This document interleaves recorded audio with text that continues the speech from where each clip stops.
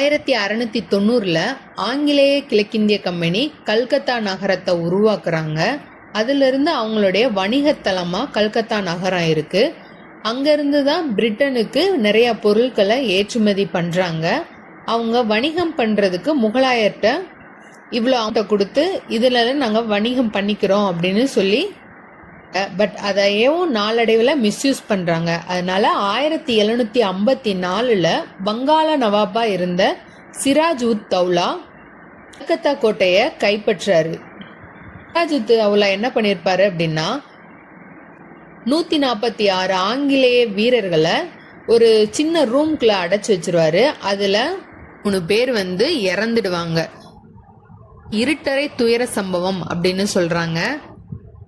ஆங்கிலேயர்களுக்கும் சிராஜ் உத் தௌலாவுக்கும் பிளாசின்ற பிளேஸ்ல ஜூன் 23, 1757 சண்டை போட்டுக்கிறாங்க.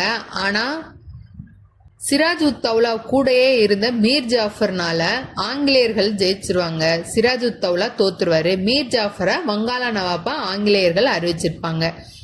இந்த மீர் ஜாஃபர் இனிஷியலா ஆங்கிலேயர்களுக்கு என்ன பண்ணியிருப்பாரு அப்படின்னா நிறைய காசும் கொடுத்துருப்பாரு. அதே மாதிரி நிறைய நிலங்களை ஆங்கிலேயர்களுக்கு கொடுத்துருப்பாரு. ஆனா போக போக ஆங்கிலேயருக்கு சரியா வருமானம் கொடுக்காதனால ஆங்கிலேயர்கள் என்ன பண்ணுவாங்க, மீர் ஜாஃபரை தூக்கிட்டு மீர் காசிம வங்காள நவாபா மாத்துவாங்க.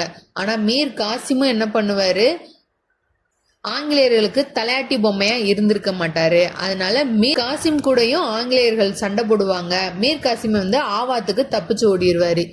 போனவர் என்ன பண்ணுவாரு அப்படின்னா ஆவாத்தோட நவாப் சுஜாவுத் தௌலா, முகலாய பேரரசர் 2ஆம் ஷா ஆலம், இவங்க 3 பேரும் கூட்டு சேர்ந்துகிட்டு ஆங்கிலேயர்களுக்கு எதிராக போராடுவாங்க.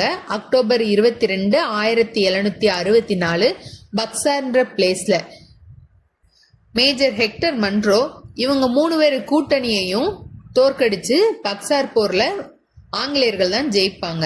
1765 அலகாபாத் உடன்படிக்கைய ராபர்ட் கிளைவ் சுஜாவுத் தௌலாவுடையும் 2ஆம் ஷா ஆலமோடையும் போட்டுப்பாரு. இதுல இருந்து பிரிட்டிஷர்ஸ் உண்மையான அதிகாரம் கொண்டவர்களா இந்தியாவில் மாறி இருப்பாங்க.